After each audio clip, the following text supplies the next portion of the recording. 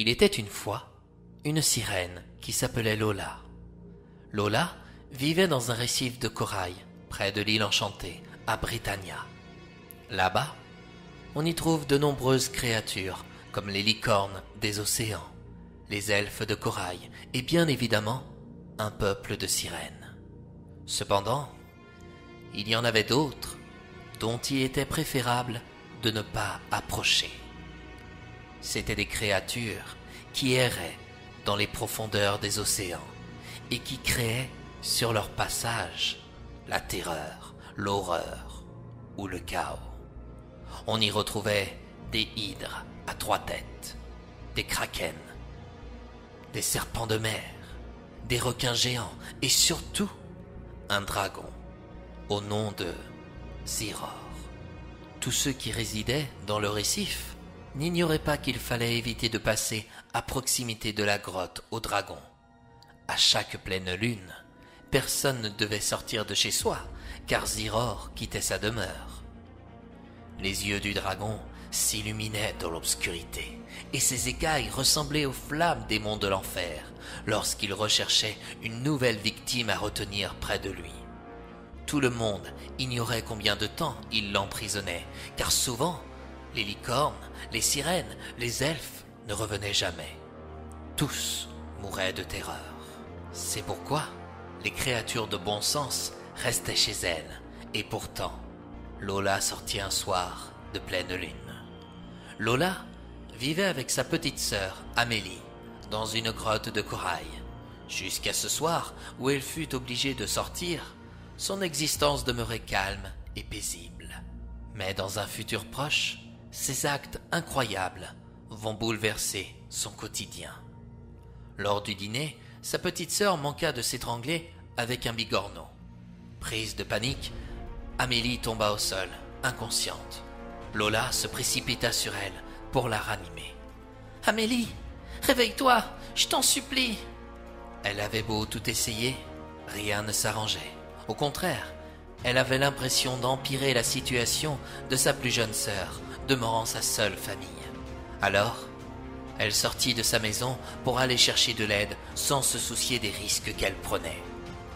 La nuit était sombre, les lieux se trouvaient désertiques et la peur envahissait tout l'océan. Ne pensant qu'à sauver sa petite sœur, Lola ne le réalisait pas. Elle fila vers la demeure d'une gentille licorne.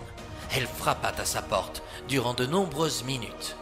Lorsque la créature lui ouvrit, avec un air apeuré, elle se désola de ne pouvoir la recevoir.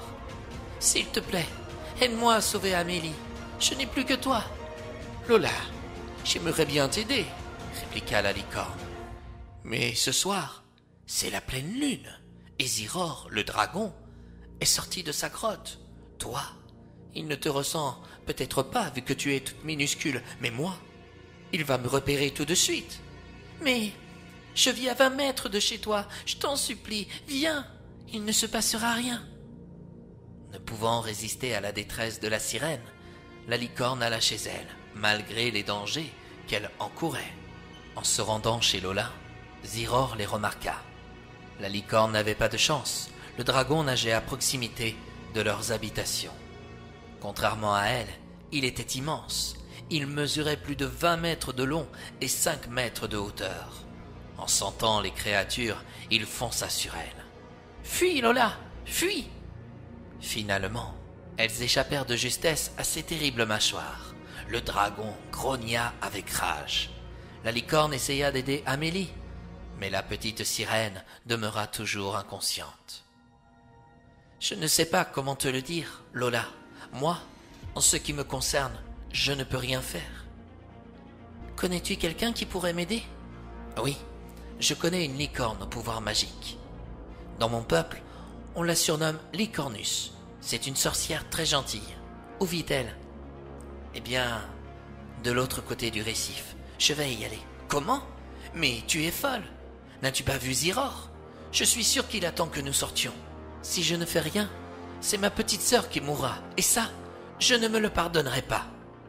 Alors, Ziror va te capturer. Tu vas devenir sa nouvelle prisonnière. » La licorne s'inquiéta pour Lola. la sirène lui demanda de veiller sur sa petite sœur jusqu'à ce qu'elle revienne. « Si jamais je ne reviens pas et que tu réussis à la sauver, ne laisse pas Amélie venir me chercher. Protège-la. Promets-le-moi. » « Je te le promets. Je te remercie vraiment pour ta sollicitude. » Lola s'apprêtait à quitter sa grotte. Le dragon Ziror l'attendait de pied ferme. Le fait qu'on lui a échappé l'avait rendu furieux. Quand il vit la sirène partir chez Lycornus, il songea avec surprise. « Encore toi? Mais qu'as-tu donc dans ton esprit pour me défier ainsi? Nom d'un dragoneur, cette fois, tu ne m'échapperas pas. » Contrairement à lui, la sirène nagea plus vite, mais à la longue, il la rattrapa. Lola ne lui résista pas longtemps. « Désormais, tu es à moi, ricana Ziror. Tu seras ma prisonnière jusqu'à la prochaine pleine lune. »« Très bien, je ferai ce que tu voudras, rétorqua Lola. Mais laisse-moi me rendre chez Lycornus. Je dois la ramener chez moi pour sauver ma petite sœur, Amélie. »« Ai-je la tête d'une créature sympathique ?» lâcha Ziror. « Oui, tu l'as. »« Tu es ma prisonnière, ajouta-t-il. Et les prisonniers n'ont pas le droit d'exiger des services. »« En effet, mais les amis, si. Accorde-moi cette faveur et je serai ton ami pour la vie. »« Qui t'a dit que j'avais besoin d'un ami ?» demanda le dragon. « Oublies-tu la pleine lune ? À chaque pleine lune, je m'offre une nouvelle victime et non un ami. Tu resteras chez moi jusqu'à la prochaine pleine lune. Point final. » Malgré les hurlements du dragon, la sirène ne se laissa pas impressionner. « Écoute-moi bien, Ziror. Je sais très bien que tu n'es pas un mauvais dragon, car même si aucun de mes camarades n'est revenu, nous savons que tu ne les manges pas comme les hydres.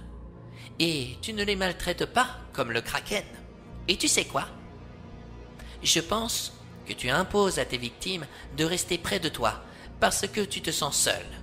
Et comme beaucoup de créatures, tu as horreur de la sollicitude. Tu en as même très peur.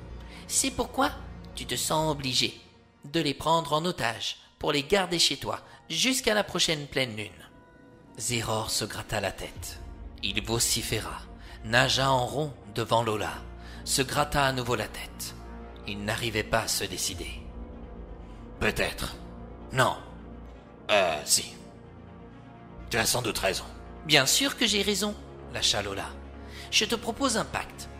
Laisse Lycornus sauver ma petite sœur, et, en retour, je serai ton ami pour toujours.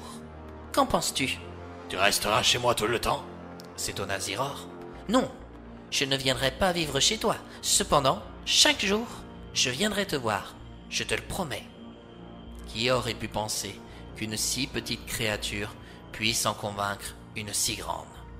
Ziror fit le tour du récif plusieurs fois à une vitesse si dingue qu'il fit trembler toutes les grottes dans ses alentours. « D'accord, » finit-il par répondre. « Si tu promets de ne jamais me quitter, j'accepte ton marché. » À sa grande surprise, Lola se jeta au cou de l'énorme dragon pour lui donner une bise et lui faire un gros câlin.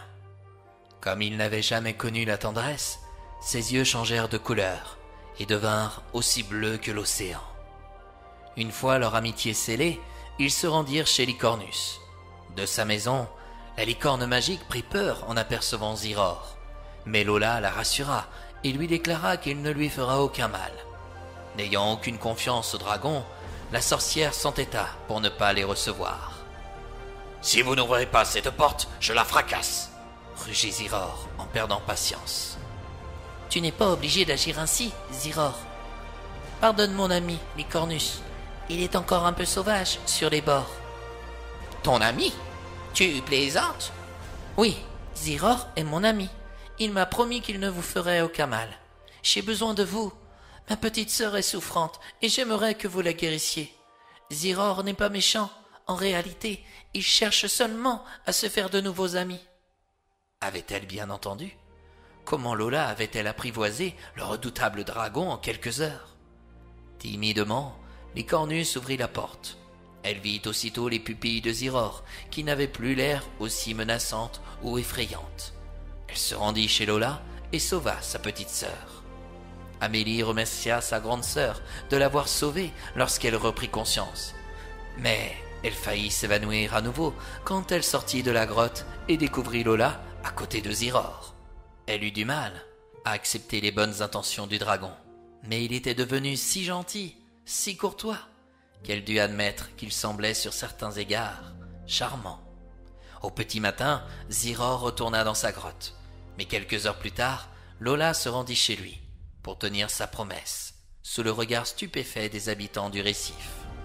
« Elle ne reviendra pas, c'est sûr, » dit l'un. « Il va la terroriser. En même temps, elle l'aura cherché, » dit un autre.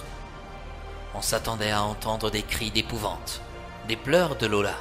Finalement, c'était son rire qui se faisait entendre, car Ziror détenait un grand sens de l'humour. Des journées passèrent, y compris de nombreuses pleines lunes, et chaque jour, Lola trouva le temps de se rendre dans la grotte de son ami. Ils discutaient de tout et de rien, riaient sans arrêt. Ils devinrent même inséparables au bout d'un certain temps. Ziror aimait tellement sa petite sirène, car c'est ainsi qu'il l'appelait, qu'il était préférable de ne pas lui faire le moindre mal.